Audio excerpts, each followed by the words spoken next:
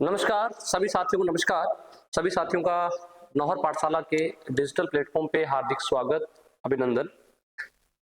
साथियों, मैं एक बार फिर से आपके सामने राज व्यवस्था की चर्चा को लेकर हाजिर हुआ हूं। सबसे पहले क्षमा प्रार्थी हूं, पिछले कई दिनों से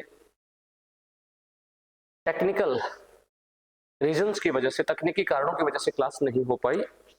राज व्यवस्था के इस क्रम में हम राज्यपाल पे चर्चा कर रहे थे और राज्यपाल की शक्तियों को हम पढ़ने का प्रयास कर रहे थे और राज्यपाल की शक्तियों से संबंधित महत्वपूर्ण बिंदुओं पे आगे हम चर्चा करना शुरू कर रहे हैं। कौन से टॉपिक की बात कर रहे हैं सर? कौन सा टॉपिक हम पढ़ रहे थे? टॉपिक का नाम था राज्यपाल। राज्यपाल हम पढ़ रहे थे और राज्यपाल को हमने जब पढ़ना शुरू किया तो हमने जाना कि राज्यपाल का जो उल्लेख है वो भारतीय संविधान के भाग कौन से में है? भाग 6 में है। राज्यपाल का उल्लेख भारतीय संविधान के भाग 6 में है और राज्यपाल का उल्लेख भारतीय संविधान के अनुच्छेद 153 से लेकर 162 तक है। राज्यपाल के बारे में बहुत सारी सामान्य जानकारी हम पढ़ चुके हैं। राज्यपाल की नियुक्ति के बारे में, कार्यकाल के बारे में, शपथ के बारे में, त्यागपत्र के बारे में, वेतन भत्तों के बारे में और राज्यपाल पद की ऐतिहासिक पृष्ठभूमि के बारे में विभिन्न पहलुओं पे हम बात कर चुके हैं। आज हम राज्यपाल की शक्ति के ऊपर बात करेंगे। राज्यपाल के पास कौन कौन सी शक्तियां होती हैं, इन शक्तियों को हम अलग अलग 6 बिंदु के रूप में सबसे पहले नोट करेंगे, फिर एक एक शक्ति को समझने का प्रयास करेंगे। तो सबसे पहले सभी साथी हेडिंग डालेंगे राज्यपाल की शक्तियां। हेडिंग डालेंगे राज्यपाल की शक्तियां। राज्यपाल की शक्तियां, कौन कौन सी शक्तियां राज्यपाल के पास होती है? सामान्य तौर पे अगर बात करें तो राज्यपाल के पास निम्न शक्तियां होती हैं। पहली शक्ति कार्यपालिका शक्ति के रूप में हम पढ़ेंगे। कौन सी शक्ति? कार्यपालिका शक्ति। राज्यपाल के पास एक शक्ति होती है कार्यपालिका शक्ति। दूसरी जो शक्ति होती है राज्यपाल की, उसे हम कहेंगे विधायी शक्ति। कौन सी शक्ति? विधायी शक्ति। राज्यपाल की तीसरी जो शक्ति हम पढ़ेंगे वो पढ़ेंगे राज्यपाल की वित्तीय शक्ति। वित्त से संबंधित राज्यपाल के पास कौन कौन से अधिकार होते हैं, जिसे हम वित्तीय शक्ति के रूप में पढ़ेंगे। और चौथी हम शक्ति पढ़ेंगे राज्यपाल की न्यायिक शक्ति। कौन सी? राज्यपाल की न्यायिक शक्ति के बारे में भी हम बहुत डिटेल में बात करेंगे। और पांचवी शक्ति हम पढ़ेंगे राज्यपाल की कौन सी? स्वविवेक शक्ति। कौन सी? राज्यपाल की स्वविवेक शक्ति। स्वविवेक का मतलब ये हुआ कि भारत के संविधान में और कुछ भारत के संविधान में उल्लिखित नहीं भी, दोनों प्रकार की शक्तियां भारत के प्रत्येक राज्य के राज्यपाल के पास होती हैं। कुछ ऐसे अधिकार जिनका प्रयोग राज्यपाल अपने विवेक से, अपने बुद्धिमत्ता से जिन शक्तियों का प्रयोग कर सकता है, जिन अधिकारों का प्रयोग कर सकता है, उन्हें स्वविवेक शक्तियां कहा जाता है। स्वविवेक शक्तियां आमतौर पे 2 प्रकार की होती हैं। एक वो शक्तियां जिनका उल्लेख भारत के संविधान में है, जैसे संवैधानिक स्वविवेक शक्तियों के नाम से पढ़ेंगे, और कुछ ऐसी शक्तियां जिनका उल्लेख भारत के संविधान में नहीं है लेकिन राज्यपाल उन शक्तियों का प्रयोग खुद अपने विवेक से कर सकता है, उसको भी हम पढ़ने का प्रयास करेंगे। और छठी और अंतिम शक्ति, वास्तविक रूप से जो छठी शक्ति लिख रहा हूं ना, यह अधिकार राज्यपाल के पास होता नहीं है। कौन सा अधिकार नहीं होता? ये मैं बात कर रहा हूं आपातकाल से संबंधित शक्ति। कौन सा? आपातकाल से संबंधित शक्ति। आपातकाल से संबंधित शक्ति, ध्यान रखना, आपातकाल से संबंधित अधिकार राज्यपाल के पास नहीं होते। सामान्यतः आपातकाल लगाने का अधिकार राज्यपाल के पास नहीं होता। आपातकाल लगाने का अधिकार होता है किसके पास?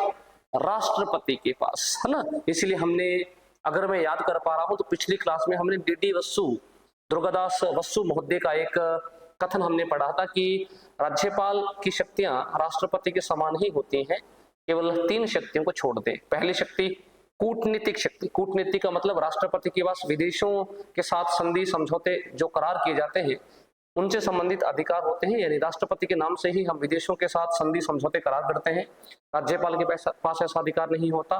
दूसरी सैनिक शक्ति। सैनिक का मतलब कि भारत का राष्ट्रपति सैनिक न्यायालय द्वारा दंडित किए गए व्यक्ति को माफ कर सकता है, राज्यपाल के पास अधिकार नहीं होता। और तीसरा कौन सा सर? तीसरा आपातकाल लगाने से संबंधित शक्ति। ये भी शक्ति राष्ट्रपति के पास होती है, राज्यपाल के पास नहीं होती। डी वसु साहब के अनुसार अगर 3 शक्तियों को हम छोड़ दें, कूटनीतिक शक्ति को छोड़ दें, आपातकालीन शक्ति को छोड़ दें और सैनिक शक्ति को छोड़ दें तो सारी शक्तियां राज्यपाल के पास वही होती हैं जो राष्ट्रपति के पास होती हैं। इसका मतलब ये हुआ कि वास्तविक रूप से राज्यपाल के पास आपातकाल लगाने का अधिकार नहीं होता, लेकिन हाँ, आपातकाल से संबंधित कुछ दायित्व होते हैं राज्यपाल के। जैसे राज्य में यदि संवैधानिक तंत्र विफल होता है तो राज्य में संवैधानिक तंत्र विफल होने पे राज्य में राष्ट्रपति शासन की सिफारिश जो करता है वो राज्यपाल ही करता है। इसीलिए मैंने केवल याद रखने के उद्देश्य से पांचवी शक्ति को एक विकल्प के रूप में या पांचवा बिंदु जो मैंने लिखा है याद रखने के लिए लिखा है। आप याद रखिएगा बहुत अच्छे से। राज्यपाल के पास आपातकाल लगाने का अधिकार नहीं होता। हाँ, राज्यपाल के कुछ दायित्व होते हैं। राज्यों में संवैधानिक तंत्र विफल होने के बाद राज्यपाल क्या क्या कर सकते हैं उनको हम डिटेल में शक्ति में पढ़ेंगे। राज्यपाल के पास मुख्यतः 5 ही शक्तियां होती हैं: कार्यपालिका शक्ति, विधायी शक्ति, वित्तीय शक्ति, न्यायिक शक्ति, सबविवेक शक्ति और आपातकालीन शक्ति। ठीक है, जल्दी से इस बिंदु को आप नोट डाउन करें, स्क्रीनशॉट लें, फिर आगे बढ़ने का प्रयास करेंगे।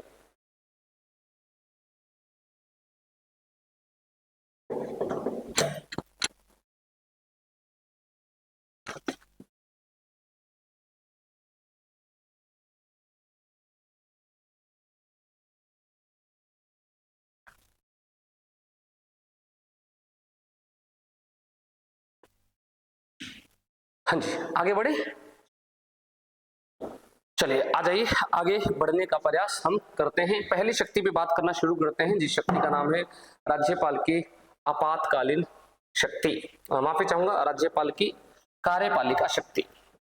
कौन सी शक्ति सर?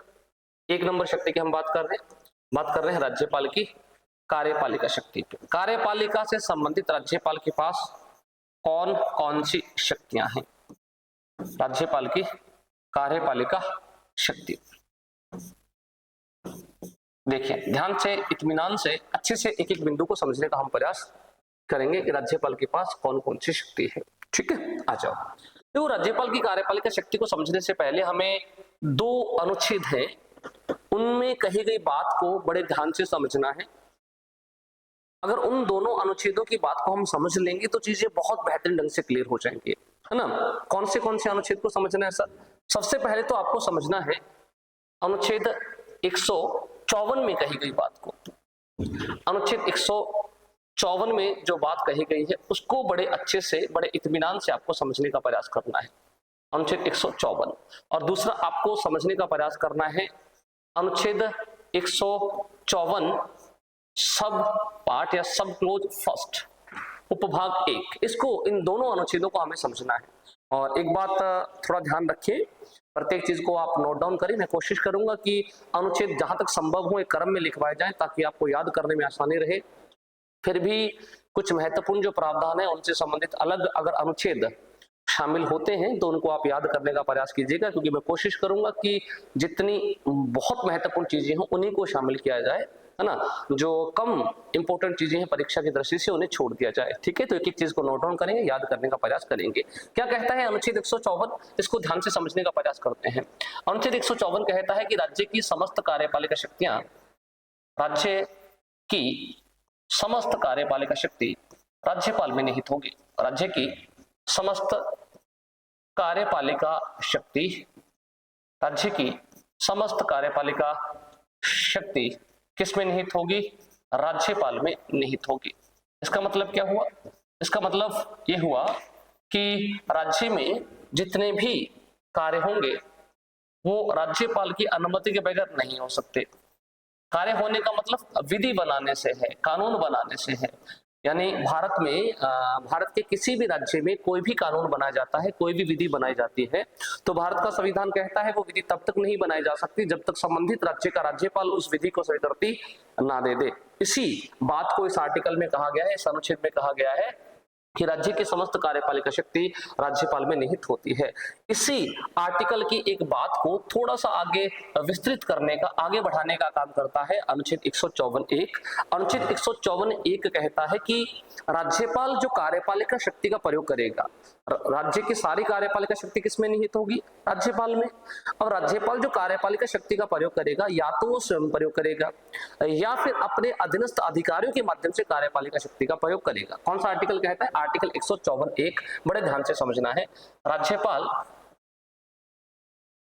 राज्यपाल समस्त कार्यपालिका शक्तियों का प्रयोग, राज्यपाल समस्त कार्यपालिका शक्तियों का प्रयोग, राज्यपाल समस्त कार्यपालिका शक्तियों का प्रयोग, शक्तियों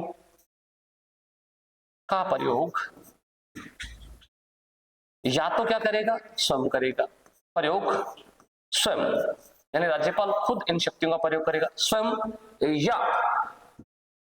या अपने अधीन या अपने अधीन अधिकारियों के माध्यम से करेगा, अपने अधीन अधिकारियों के माध्यम से करेगा। ध्यान से समझना है, राज्यपाल या तो इन शक्तियों का प्रयोग क्या करेगा, स्वयं करेगा, या अपने अधीन जो अधिकारी होंगे अधिकारियों के माध्यम से इन शक्तियों का प्रयोग करेगा। अब ध्यान से समझना है, आपको सबसे बड़ा कंफ्यूजन ये हो सकता है कि सर यहाँ अधीनस्थ अधिकारी कौन से होंगे, राज्यपाल खुद शक्तियों का प्रयोग करेगा, ठीक बात, लेकिन राज्यपाल अपने अधीनस्थ अधिकारियों के माध्यम से शक्तियों का प्रयोग कर सकता है, इसका अर्थ क्या होगा, तो बड़े ध्यान से बड़े इत्मीनान से आपको समझने का प्रयास करना है। अधीनस्थ अधिकारियों का अर्थ यहाँ है मुख्यमंत्री, कौन, सीएम, व सीएम का कौन, मंत्री परिषद। अधीनस्थ अधिकारियों से तात्पर्य क्या है, हमारे राज्य की जो मंत्री परिषद होती है, राज्य की कैबिनेट होती है, कैबिनेट से और मुख्यमंत्री से, यानी मुख्यमंत्री व कैबिनेट के माध्यम से राज्यपाल क्या करेगा, समस्त अधिकारों का प्रयोग करेगा। इस बात को आपको ध्यान में रखना है, इन दोनों अनुच्छेदों की बात को ध्यान से समझने का प्रयास करना है। आप कहेंगे ठीक है सर, हमें क्लियर हुआ, कार्यपालिका शक्ति से संबंधित दो महत्वपूर्ण अनुच्छेद, पहला अनुच्छेद कहता है कि राज्यपाल क्या करेगा, समस्त शक्तियों का प्रयोग करेगा, दूसरा अनुच्छेद कहता है कि राज्यपाल अपने समस्त शक्तियों का प्रयोग या तो स्वयं करेगा या स्वयं के अधीन अधिकारियों के माध्यम से करेगा। अब हमें ये बताइए कि राज्यपाल कैसे कैसे शक्तियों का प्रयोग करता है, आ जाइए समझने का प्रयास करते हैं। बिंदु नंबर 1 आप नोट करेंगे, सबसे पहले लिखेंगे राज्यपाल विधानसभा में, राज्यपाल विधानसभा में बहुमत दल के नेता को, विधानसभा में बहुमत दल के नेता को, बहुमत दल के नेता को मुख्यमंत्री नियुक्त करेगा, बहुमत दल के नेता को क्या करेगा, मुख्यमंत्री, व मुख्यमंत्री के परामर्श पर, व मुख्यमंत्री के परामर्श पर अन्य मंत्रियों की नियुक्ति करेगा। बड़े इत्मीनान से बड़े अच्छे से समझने का प्रयास करना है, अन्य मंत्रियों की नियुक्ति करेगा, यानी यहां राज्यपाल क्या कर रहा है, मंत्री नहीं, माफी चाहूंगा, मंत्रियों लिखिएगा, अन्य मंत्रियों की नियुक्ति करेगा, अन्य मंत्रियों की नियुक्ति करेगा। यहां राज्यपाल क्या कर रहा है भाई, राज्यपाल स्वयं अपनी शक्ति का प्रयोग कर रहा है। स्वयं शक्ति का मतलब ये है कि जिस व्यक्ति को, ये इस बात को समझिएगा, एक तो आपको इस शब्द को ध्यान में रखना है, बहुमत दल का नेता।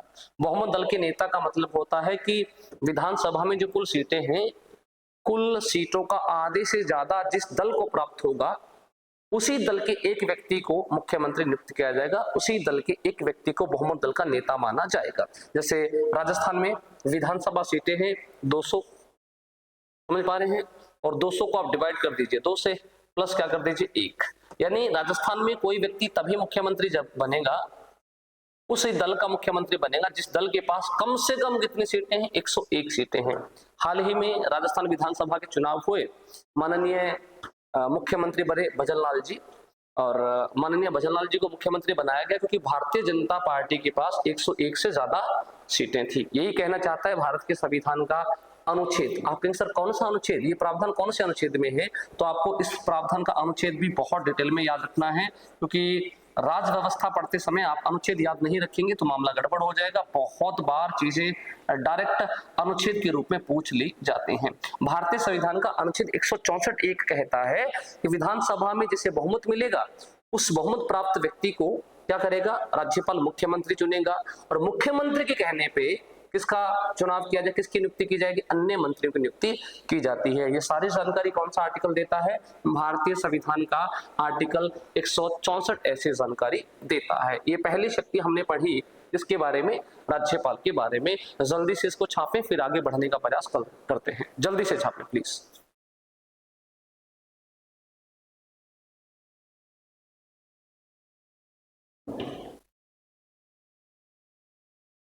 जल्दी से छापें। चलिए, स्क्रीनशॉट ले लिया होगा आपने। अब देखो, ध्यान से समझने का प्रयास करना है, ध्यान से समझने का आपको प्रयास करना है। पहली कंडीशन तो याद रखें कि भारत में जितने भी राज्य हैं, भारत में जितने भी राज्य हैं, समस्त राज्यों के मुख्यमंत्रियों की नियुक्ति राज्यपाल करता है। लेकिन एक क्षेत्र का आपको बहुत इंपॉर्टेंट तरीके से याद रखना है। आप कहेंगे सर कौन से क्षेत्र का? अगर मैं बात करूं दिल्ली की, तो दिल्ली के जो मुख्यमंत्री हैं, फिलहाल वर्तमान में दिल्ली के मुख्यमंत्री माननीय केजरीवाल साहब हैं। केजरीवाल साहब की नियुक्ति क्या दिल्ली के उपराज्यपाल ने की होगी? जी नहीं, ऐसा नहीं है। याद रखना, इस भारतीय संविधान का आर्टिकल 164 कहता है कि राज्य के मुख्यमंत्री की नियुक्ति कौन करेगा? राज्य के मुख्यमंत्री की नियुक्ति करेगा कौन? राज्य का राज्यपाल। लेकिन ध्यान रहे, दिल्ली के मुख्यमंत्री की नियुक्ति उपराज्यपाल नहीं करता, दिल्ली के मुख्यमंत्री की नियुक्ति करता है भारत का राष्ट्रपति। इसलिए नोट लगा के लिखेंगे, दिल्ली के सीएम की नियुक्ति, दिल्ली के सीएम की नियुक्ति, दिल्ली के सीएम, सीएम मतलब चीफ मिनिस्टर, शॉर्ट में लिख रहा हूं, दिल्ली के सीएम की नियुक्ति राष्ट्रपति द्वारा की जाती है। दिल्ली के सीएम की नियुक्ति राष्ट्रपति द्वारा की जाती है। याद रखना है, बहुत इंपॉर्टेंट है, गलत मत कर दीजिएगा, किसी भी तरीके से प्रश्न गलत नहीं होना चाहिए। दिल्ली का जो मुख्यमंत्री है वो कौन नियुक्त नहीं करता? वहां का उपराज्यपाल नियुक्त नहीं करता, बल्कि दिल्ली के मुख्यमंत्री की नियुक्ति किसके द्वारा की जाती है? राष्ट्रपति द्वारा की जाती है। और ये प्रावधान कौन से आर्टिकल में है सर? अनुच्छेद 139, अनुच्छेद 139 सब क्लोज फर्स्ट, भारतीय संविधान का आर्टिकल 139 का खंड 1 कहता है कि दिल्ली के मुख्यमंत्री की नियुक्ति, दिल्ली के मुख्यमंत्री की नियुक्ति कौन करेगा? राष्ट्रपति करेगा, न कि दिल्ली का उपराज्यपाल। थोड़ा सा इसको आप संशोधन करें, आप इस सब क्लोज फर्स्ट की जगह सब क्लोज ए लिखेंगे तो बेहतर होगा। सब क्लोज ए, आर्टिकल 139 ए कहता है कि दिल्ली के मुख्यमंत्री की नियुक्ति कौन करेगा? राष्ट्रपति करता है। एक कहानी क्लियर हुई, राज्य के मुख्यमंत्री की नियुक्ति राज्यपाल करता है, लेकिन दिल्ली के मुख्यमंत्री की नियुक्ति राष्ट्रपति करता है। दूसरी कंडीशन, यहां हमने दूसरी जो बात समझी, मुख्यमंत्री के परामर्श पर अन्य मंत्रियों को नियुक्ति की जाती है। यानी मुख्यमंत्री राज्य में उसी व्यक्ति को बनाया जाएगा जिस व्यक्ति को मंत्री, माफी चाहूंगा मुख्यमंत्री शब्द बोल रहा हूं, मंत्री उसी व्यक्ति को बनाया जाएगा जिस व्यक्ति को मंत्री बनाने के लिए नाम कौन दे? मुख्यमंत्री दे। यानी मुख्यमंत्री के परामर्श के बिना राज्य में मंत्री नहीं बनाए जाते। आमतौर पे राज्यपाल, सामान्य तौर पे राज्यपाल उसी व्यक्ति को मंत्री बनाता है जिस व्यक्ति को मंत्री बनाने की सिफारिश कौन करे? मुख्यमंत्री करे। मुख्यमंत्री किसे बनाया जाएगा? जो विधानसभा में बहुमत दल का नेता हो। लेकिन एक बात और याद रखनी है, 4 राज्यों के आप नाम याद रखेंगे, 4 राज्यों के आपको नाम याद रखने हैं। नोट में बिंदु नंबर 1 है और नोट में आपको बिंदु नंबर 2 भी लगाना है। 4 राज्यों के नाम, कौन कौन से राज्यों के नाम याद रखेंगे सर? एक आपको नाम याद रखना है मध्य प्रदेश का, एक छत्तीसगढ़ का, एक झारखंड का, एक उड़ीसा का। मध्य प्रदेश, छत्तीसगढ़, झारखंड, उड़ीसा। यहाँ के राज्यपाल के पास कुछ विशेष दायित्व होते हैं। यहाँ का राज्यपाल हर स्थिति में एक जनजातीय मंत्री की नियुक्ति करता है। कहानी क्लियर है? मतलब यहाँ का जो राज्यपाल है वो जनजातीय मंत्री की नियुक्ति करता ही करता है, भले ही मुख्यमंत्री द्वारा परामर्श ना दिया गया हो। सामान्यतः राज्यों में क्या होता है, मंत्री उसी व्यक्ति को बनाया जाएगा जिसके लिए परामर्श कौन करेगा? मुख्यमंत्री। लेकिन इन 4 राज्यों के, कौन कौन से 4 राज्यों के? छत्तीसगढ़, मध्य प्रदेश, झारखंड, उड़ीसा, 4 राज्यों में वहां के राज्यपाल एक जनजातीय मंत्री की नियुक्ति करते हैं और उन्हें करनी ही होती है भारतीय संविधान के प्रावधान के अनुसार। और उन जनजातीय मंत्रियों का कार्य होता है एसटी, एससी, ओबीसी के कल्याण के लिए कार्य करना। ठीक है ना? बहुत इंपॉर्टेंट तरीके से नोट में बिंदु नंबर 2 आप लिखेंगे। कौन कौन से? छत्तीसगढ़, छत्तीसगढ़, 2 नंबर पे लिखेंगे आप झारखंड, छत्तीसगढ़, दूसरा कौन सा, झारखंड, तीसरा कौन सा सर, उड़ीसा व मध्य प्रदेश। छत्तीसगढ़, झारखंड, उड़ीसा व मध्य प्रदेश। छत्तीसगढ़, झारखंड, उड़ीसा व मध्य प्रदेश। बहुत इंपॉर्टेंट याद रखना है, पूछा जाता है आपसे कि कौन से राज्यों में राज्यपाल एक जनजातीय कल्याण मंत्री की नियुक्ति करता है। 4 राज्यों के नाम याद रखिएगा, छत्तीसगढ़, झारखंड, उड़ीसा, मध्य प्रदेश में राज्यपाल जनजातीय मंत्री की नियुक्ति करता है। जनजाति कल्याण, जनजाति कल्याण मंत्री की नियुक्ति करता है। बड़े ध्यान से समझना है, हर एक बिंदु को नोट करना है। कल्याण मंत्री की नियुक्ति करता है, बहुत इंपॉर्टेंट बात है भाई, ठीक है ना, ये याद रखना है। अब आप कहेंगे सर जनजाति कल्याण मंत्री जो है ये क्या काम करता है, तो जनजाति कल्याण नाम से ही स्पष्ट है, ये इस मंत्री का काम होता है इन चारों राज्यों में, छत्तीसगढ़ में, झारखंड में, उड़ीसा में, मध्य प्रदेश में जो जनजातियां हैं उनके कल्याण के लिए क्या करना, कार्य करना। बड़े ध्यान से समझना है इसका कार्य क्या होता है। आप नोटबुक में लिख रहे हैं तो आप लिखेंगे जनजाति कल्याण मंत्री के कार्य। मैं शॉर्ट में लिख रहा हूं क्योंकि मैं साथ साथ में आपको समझाने का प्रयास कर रहा हूं, आप भूले नहीं इसलिए लिखेंगे जनजाति कल्याण मंत्री के कार्य। क्या कार्य होते हैं, कार्य का मतलब समझ लीजिए, या कार्यों को मैं एक दूसरे शब्द में लिख देता हूं, दायित्व। इसके क्या क्या कार्य होते हैं या इसके क्या क्या दायित्व होते हैं जनजाति कल्याण मंत्री के। तो आमतौर पे जिस मंत्री को जनजाति के कल्याण के लिए ही नियुक्त किया गया है तो ये क्या करेगा, ये SC ST व OBCs के लिए, SC ST OBCs के कल्याण के लिए क्या करता है, काम करता है, ठीक है ना, उनके हित के लिए कार्य करता है। केवल आपको इतनी बात ध्यान में रखनी है, ठीक है ना। पहला प्रावधान कार्यपालिका शक्ति के बारे में बहुत डिटेल में हमने समझा, तो जल्दी से इसको छापें, स्क्रीनशॉट लेना चाहते हैं स्क्रीनशॉट ले, फिर आगे बढ़ेंगे। क्या समझा हमने समझा कि राज्यपाल क्या करता है, मुख्यमंत्री की नियुक्ति करता है, बहुमत के आधार पे मुख्यमंत्री के कहने पे अन्य मंत्री की नियुक्ति करता है, लेकिन दिल्ली के मुख्यमंत्री की नियुक्ति राष्ट्रपति द्वारा की जाती है, और 4 राज्यों में जनजाति कल्याण मंत्री की नियुक्ति होती है। जनजाति कल्याण मंत्री का कार्य होता है क्या करना, जनजाति कल्याण का कार्य करना। आगे बढ़ते हैं, नेक्स्ट 2 नंबर बिंदु को समझने का प्रयास करते हैं, दूसरी शक्ति को समझने का प्रयास करते हैं। आर्टिकल 164 एक हमने पढ़ लिया, आगे बढ़ते हैं।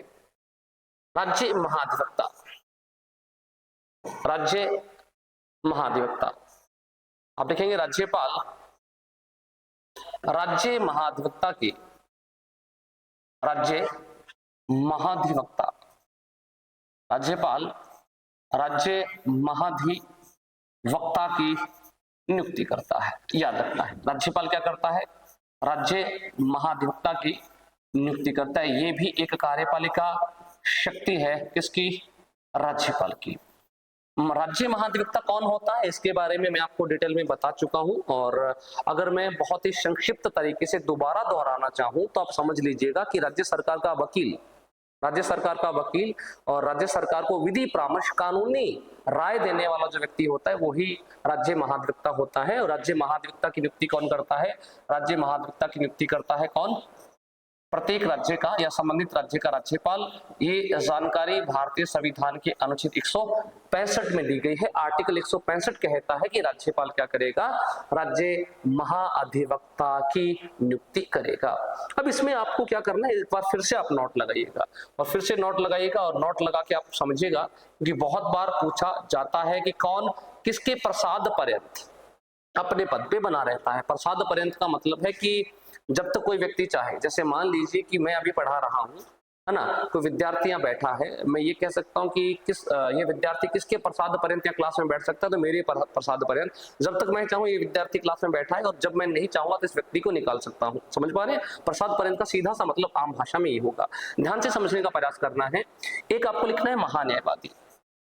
महान्यायवादी कौन होता है, बहुत डिटेल में मैंने बताया हुआ है, एक बार फिर से बता देता हूं। जिस तरीके से राज्य सरकार के वकील के तौर पे काम करता है महाधिवक्ता, उसी तरीके से केंद्र सरकार के वकील के तौर पे या केंद्र सरकार को विधि परामर्श देने का काम करता है महान्यायवादी। एक तो याद रखिएगा कौन सा, महान्यायवादी शब्द। कौन सा शब्द याद रखना है आपको, महान्यायवादी शब्द याद रखना है। दूसरा आपको याद रखना है केंद्रीय मंत्री, कौन से मंत्री? केंद्रीय मंत्री। महान्यायवादी दूसरा कौन सा याद रखेंगे? केंद्रीय मंत्री। और तीसरा याद रखिएगा आप, राज्यपाल। तीसरा कौन सा याद रखना है?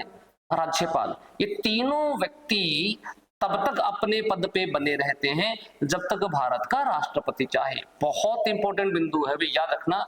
ये तीनों व्यक्ति, चाहे महान्यायवादी हो, चाहे केंद्र का कोई मंत्री हो, चाहे राज्यपाल हो, ये तीनों व्यक्ति अपने पद पर तब तक बने रहते हैं जब तक राष्ट्रपति चाहे। मैं दूसरे शब्द में कहूं तो उन तीनों व्यक्तियों को राष्ट्रपति जब चाहे अपने पद से हटा सकता है। इस बात को बड़े ध्यान से समझने का प्रयास करना है।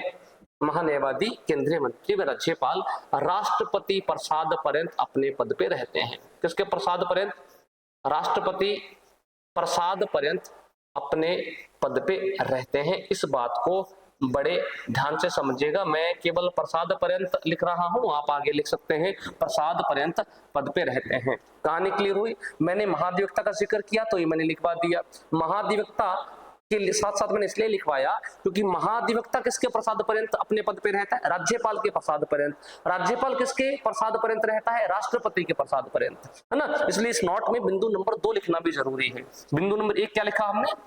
ये तीन पदाधिकारी, तीनों जो पद हैं, इन पदों पे तब तक रह सकते हैं जब तक राष्ट्रपति चाहे।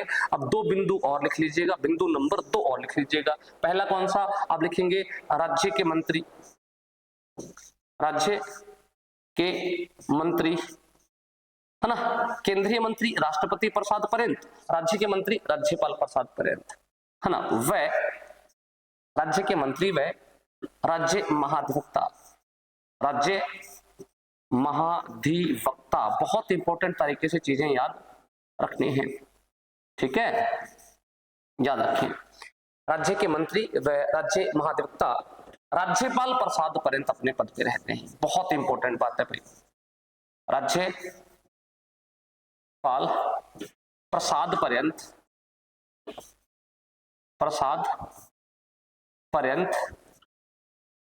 पद पर रहते हैं। इसका क्या मतलब हुआ भाई? इसका मतलब ये हुआ कि हमने जो 2 नाम लिखे हुए हैं, पहला राज्य के मंत्री और राज्य का महाधिवक्ता, ये दोनों व्यक्ति अपने पद पे तब तक बने रह सकते हैं जब तक राज्यपाल चाहे, यानी राज्यपाल जब चाहे इन दोनों पदाधिकारियों को हटा सकता है। क्लियर है? और महान्यायवादी, केंद्रीय मंत्री व राज्यपाल तब तक अपने पद पे बने रह सकते हैं जब तक राष्ट्रपति चाहे, यानी राष्ट्रपति इन तीनों पदाधिकारियों को जब चाहे अपने पद से हटा सकता है। ये मैंने महान्यायवादी पद का जिक्र किया था, इसलिए इनके बारे में कुछ अन्य तथ्य मैंने आपको बता दिए। जल्दी से यहाँ तक छाप लें, स्क्रीनशॉट लेना चाहते हैं तो स्क्रीनशॉट लें, फिर आगे बढ़ेंगे, आगे बढ़ने का प्रयास करेंगे, ठीक है। जल्दी से लिखें मैं इसको।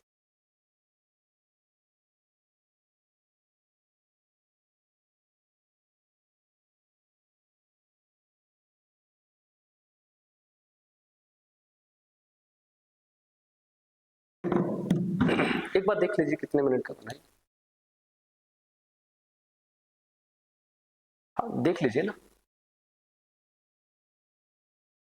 हाँ जी,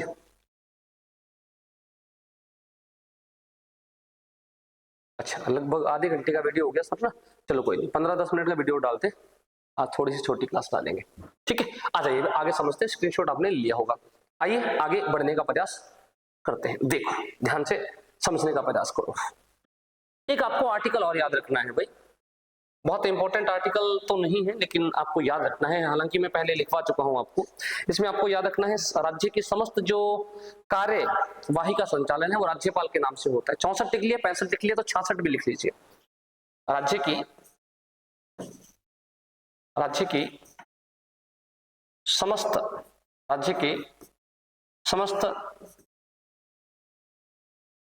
कार्यों का संचालन,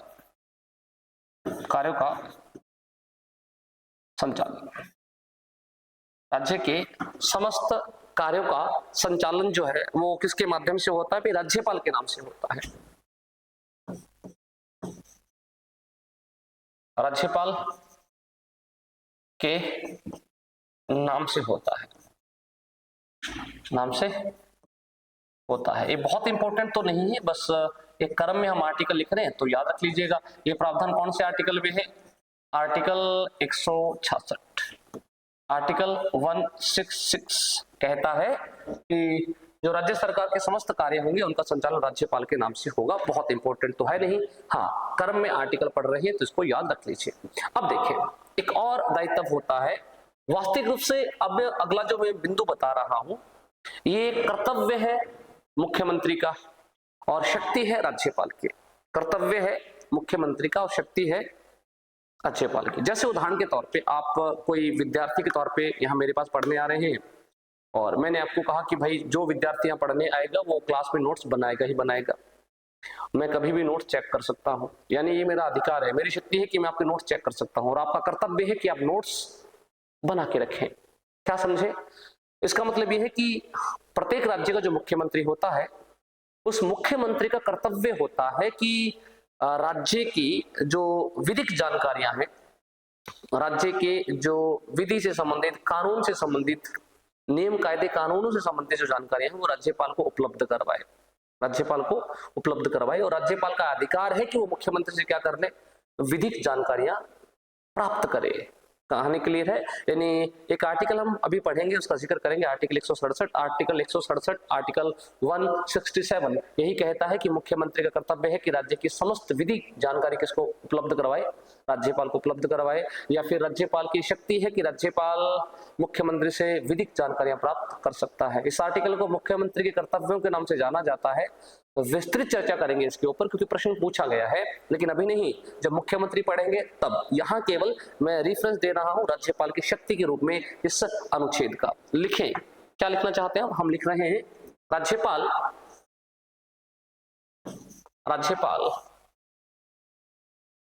मुख्यमंत्री से, राज्यपाल मुख्यमंत्री से राज्य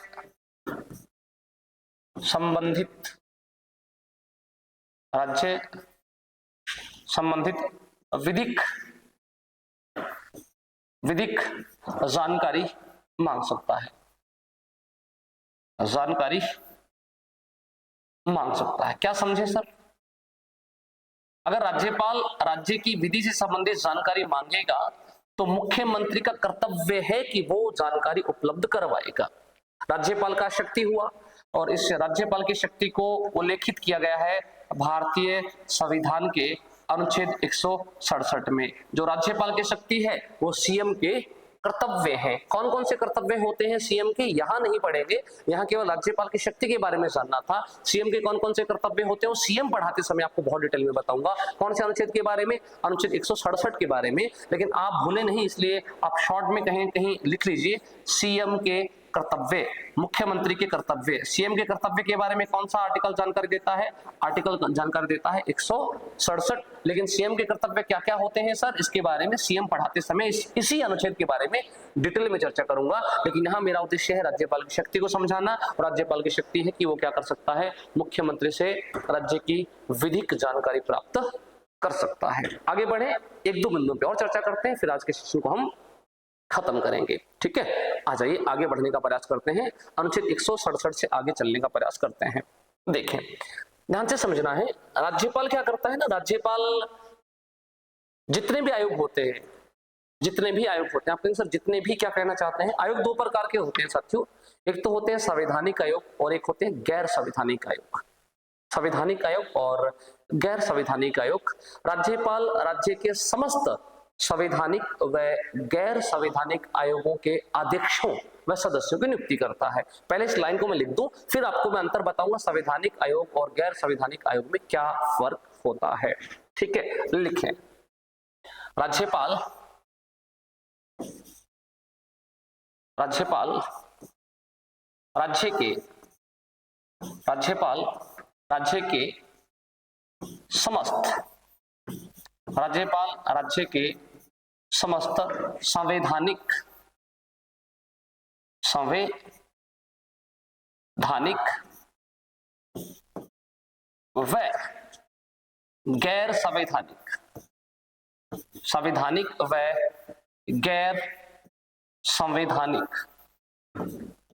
संवैधानिक व गैर संवैधानिक ये अलग है, ध्यान से समझना, इसके साथ मत लिख लीजिएगा। संवैधानिक व गैर संवैधानिक आयोग के अध्यक्ष व सदस्यों की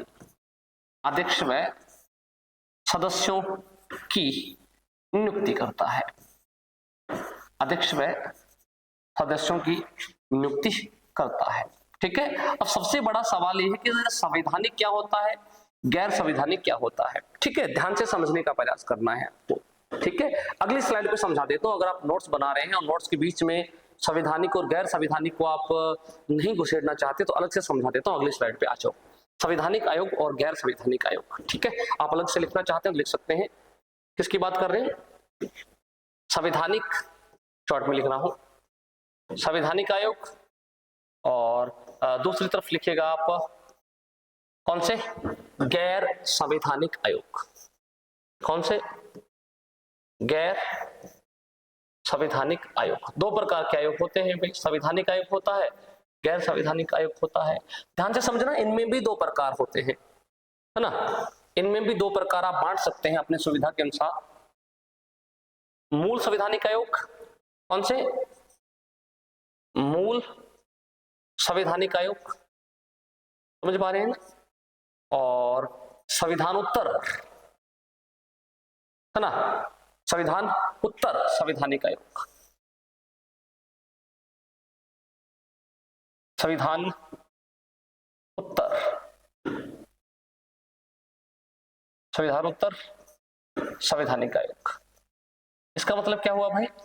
इसका मतलब ये हुआ कि संविधान, मूल संवैधानिक आयोग का मतलब जिनका उल्लेख भारत के मूल संविधान में था। जब संविधान बना तभी संविधान में उल्लेख था, समझ पा रहे? और संविधान उत्तर का मतलब हुआ ऐसे आयोग जिनका उल्लेख मूल संविधान में नहीं था, बल्कि बाद में उनका निर्माण कर उन्हें भारत के संविधान में किसी न किसी अनुच्छेद में जोड़ा गया। इसमें भी हम दो कैटेगरी बना सकते हैं सर, दो श्रेणियां बन सकती हैं। एक कौन सा? सांविधिक आयोग। कौन सा? सांविधिक आयोग। कौन सा? सांविधिक आयोग। और एक होता है गैर सांविधिक आयोग। कौन सा? गैर सांविधिक आयोग। बड़े ध्यान से समझना है ना, बड़े ध्यान से समझने का प्रयास करना है। देखो क्या अंतर होता है। सबसे पहले अंतर हम समझेंगे संवैधानिक आयोग में और गैर संवैधानिक आयोग में। ठीक है, देखो अगर संवैधानिक आयोग की बात करें ना, पहले मैं आपको समझा दे रहा हूं, उसके बाद नोट डाउन कर दूंगा। देखो एक आयोग तो वो होते हैं जिनका उल्लेख भारत के संविधान के किसी न किसी अनुच्छेद या किसी न किसी भाग में होता है। जिन आयोगों का जिक्र, जिन आयोगों का उल्लेख भारत के संविधान के किसी न किसी भाग या किसी न किसी अनुच्छेद में है, उन्हें हम संवैधानिक आयोग कहेंगे। संवैधानिक आयोग का उल्लेख भारत के संविधान में होता है, इसलिए संवैधानिक आयोग की शक्ति का स्रोत भी क्या होता है? भारत का संविधान ही होता है। यानी दूसरा हमने बिंदु क्या समझा? पहला बिंदु संवैधानिक आयोग के बारे में, जिन आयोगों का उल्लेख भारत के संविधान के किसी न किसी भाग में किसी न किसी अनुच्छेद में है, संवैधानिक आयोग कहलाएगा। दूसरा, जिन आयोगों को शक्ति भारत के संविधान से प्राप्त होती है, जिन आयोगों की शक्ति का स्रोत भारत का संविधान है, उन्हें हम संवैधानिक आयोग कहेंगे। अब आप समझें कि जिन आयोगों का उल्लेख भारत के संविधान में है, जिसकी शक्ति का स्रोत भारत का संविधान है, अगर उन आयोगों की शक्तियों में, अधिकारों में, कार्यों में कोई परिवर्तन करना है तो आपको संविधान में संशोधन करना पड़े। ये भी संवैधानिक आयोग होते हैं। संवैधानिक आयोग की तीन चीजें हम लिख सकते हैं। पहली कौन सी बिंदु लिखेंगे हम संवैधानिक आयोग के बारे में? पहला बिंदु, संवैधानिक आयोग का उल्लेख कहाँ होता है? उल्लेख भारत के संविधान में होता है। नंबर एक, शॉर्ट में लिख रहा हूं, वो आयोग जिनका उल्लेख कहाँ हो? संविधान में हो, वो क्या कहलाएगा? संवैधानिक आयोग कहेगा। ठीक है ना। दूसरा बिंदु, शक्ति का स्रोत, जिनकी शक्ति का स्रोत कौन होता है? भारत का संविधान होता है। शक्ति का स्रोत कौन हो? भारत का संविधान हो, इसे हम क्या कहेंगे? संवैधानिक आयोग कहेंगे। कहानी क्लियर है। और तीसरे बिंदु के रूप में आप देख सकते हैं, जिनमें संशोधन करने के लिए संविधान संशोधन की आवश्यकता होती है, क्योंकि संवैधानिक आयोग है, संविधान का कोई ना कोई भाग या कोई ना कोई अनुच्छेद आपको संशोधित करना पड़ेगा यदि इनमें संशोधन कर रहे हैं तो। ठीक है ना। इसलिए संशोधन के लिए शॉर्ट में लिख रहा हूं, संशोधन हेतु संविधान संशोधन की आवश्यकता। संशोधन हेतु किसकी आवश्यकता? संविधान संशोधन की आवश्यकता है। यानी इन आयोगों में यदि आप संशोधन करना चाहते हैं तो आपको क्या करना पड़ेगा? संविधान में संशोधन करना पड़ेगा। संविधान के किसी न किसी भाग, किसी न किसी अनुच्छेद को बदलना पड़ेगा। ऐसे सारे आयोग कौन से आयोग होते हैं? संवैधानिक आयोग होते हैं। इससे विपरीत असंवैधानिक, असंवैधानिक गलत बोल रहा हूं, गैर संवैधानिक आयोग कौन से होते हैं? देखो होता क्या है ना, कुछ आयोग ऐसे होते हैं जिनका निर्माण समय की जरूरत के अनुसार किया गया। जैसे उदाहरण के तौर पे आपको समझाने का प्रयास करूं तो एक आयोग काम करता है, हमारे देश में भी काम करता है, राज्य में भी काम करता है। नाम है मानवाधिकार आयोग।